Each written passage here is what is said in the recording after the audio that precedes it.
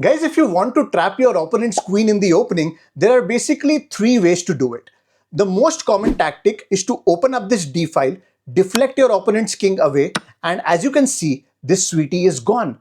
The second strategy is to use your minor pieces, target this queen, and then try to trap her between their own pieces.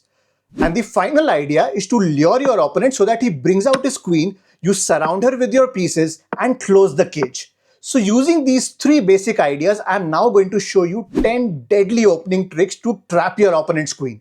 But before we begin, a big shout out to BetterHelp, the paid partner for this video. Alright, let's start with knight f3. Now since d4 is covered, black moves the other pawn in the center. You respond with e4, a classic bait. Black gobbles the pawn, attacks our knight, but we jump over to g5. He develops his knight, trying to defend this pawn. And now we'll go for d3 because remember, we want to open up the d file. Black takes, and after all these exchanges, we start building pressure around this h pawn. Looking at this, black is like, you need to get out of here. So he plays h6, but we are not backing down. Our plan is simple, just open up the d file and deflect the king. So we slam down knight takes on f7, forking the queen and rook. He's forced to take the knight, and now that the king has left his darling alone, you slide in bishop g6 check. He can't go back, so he has to take. The king is out, the queen is hanging, and you steal the honey. Okay, now let's look at another trap where your opponent decides to play the Sicilian defense. We'll go with d4, he takes it, and we offer him another one. He has these doubled pawns, so he obviously takes it again. This time we recapture. Now here, most players develop this knight and not the other one because they are uncomfortable with this pawn pushing forward. That's why knight to c6. We'll develop as well, preparing for e5. The most common response is d6, trying to stop e5.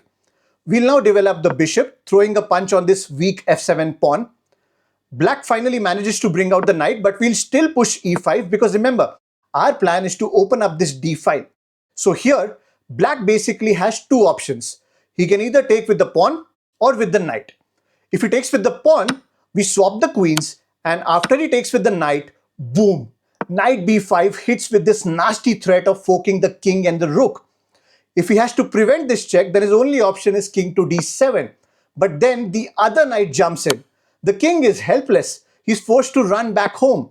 And believe it or not, that's a beautiful checkmate. Going back, in this position, instead of taking with the pawn, even if he captures with the knight, you simply exchange the horses and it's the same idea. The d file is now wide open, so we bring in the bishop for a check. The king steps out of his palace, leaving her undefended, and eventually this sweetie is gone. Guys, after hitting the queen like this, I feel you should hit that like button as well. So guys, show your support and smash that thumbs up below this video right now. Alright, now let's look at a different opening. We start with knight c3, black plays d5 and then e4. By the way, you can reach this similar setup in a different move order as well. For example, you can start with e4 and then play knight c3. It's the same position. Now here, d4 is the most popular move, but many players like to grab pawns. So d takes on e4, and now you don't need to waste your time taking back because your aim is to deflect the king and capture his sweetheart. Therefore, bishop c4 makes a lot of sense because it eyes down this f7 pawn. The most popular response from black is knight f6, defending e4. And now we throw another pawn into fire.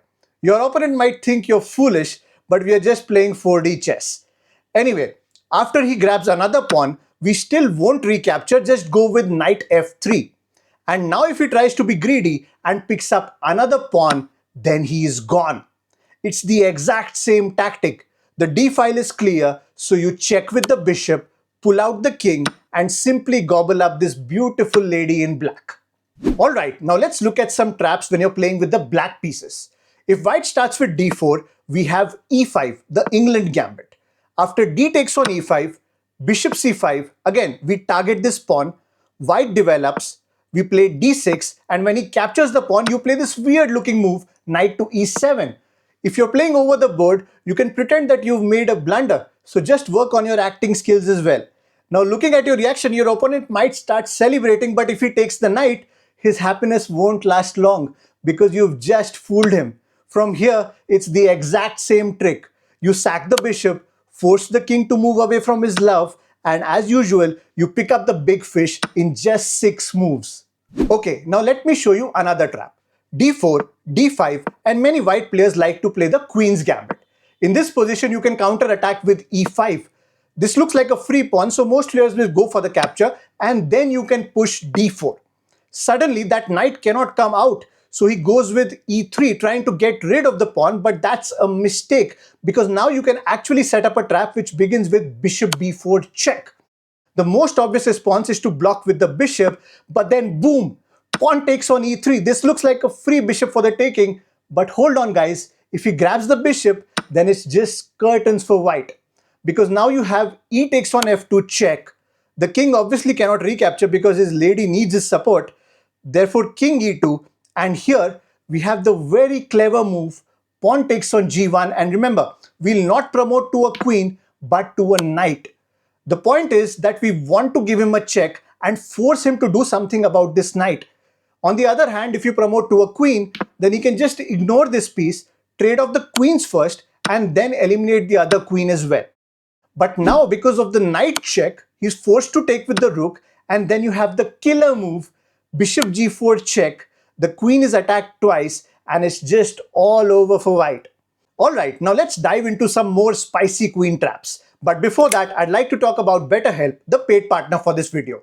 Guys, recently in the chess world, there has been immense pressure on players like Gukesh and Ding Liren, leading to overwhelming stress. Any one of us can go through such anxiety from external pressures and expectations.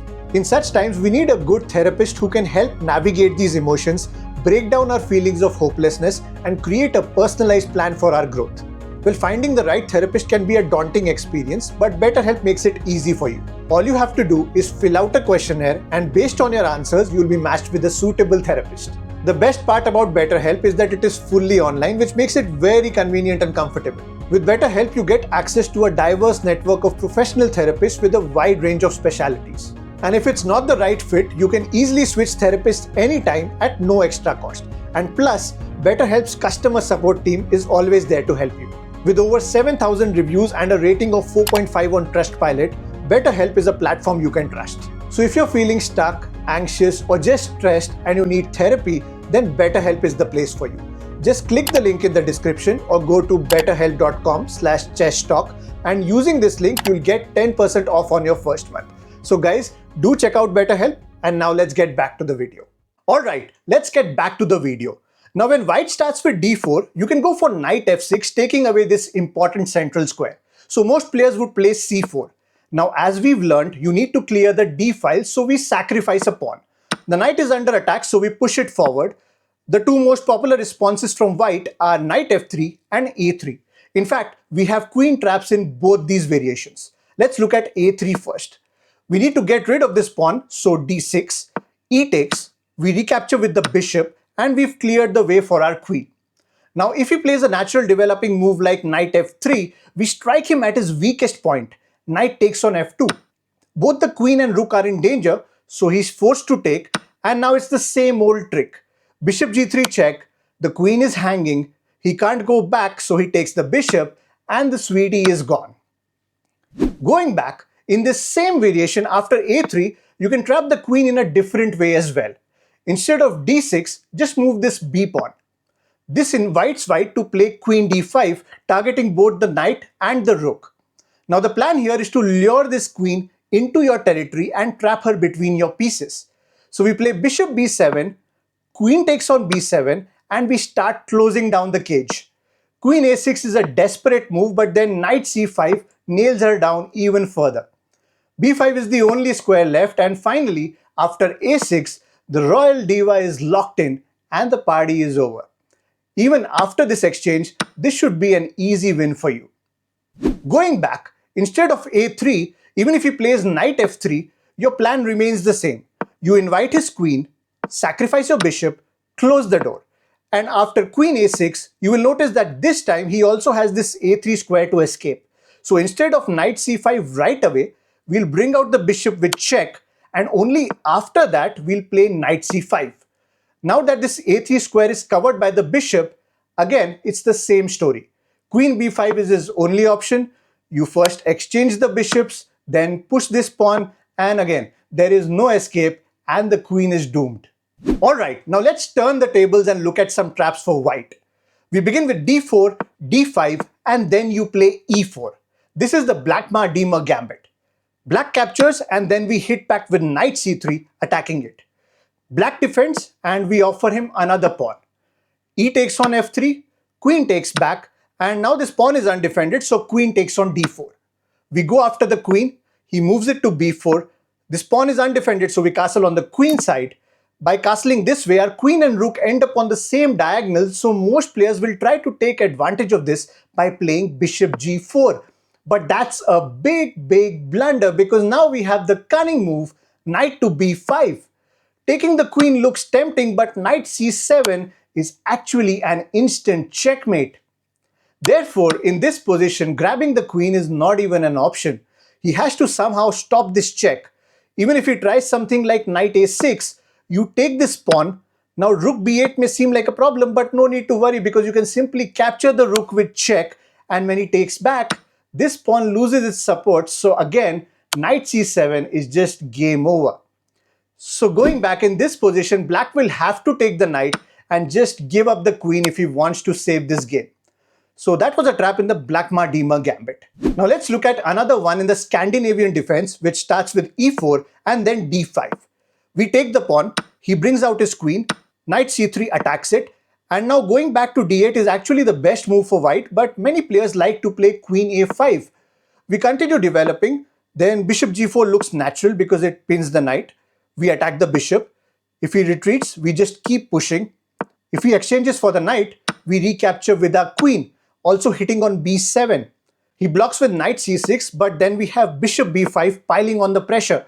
He tries to defend with his queen, and that's when we strike with knight to d5. The queen is under fire, this knight is dangling, and if he takes the bishop, boom! Knight c7 delivers a royal family folk. Going back, even if he tries to escape with queen a5, you push b4 and the queen has nowhere to hide.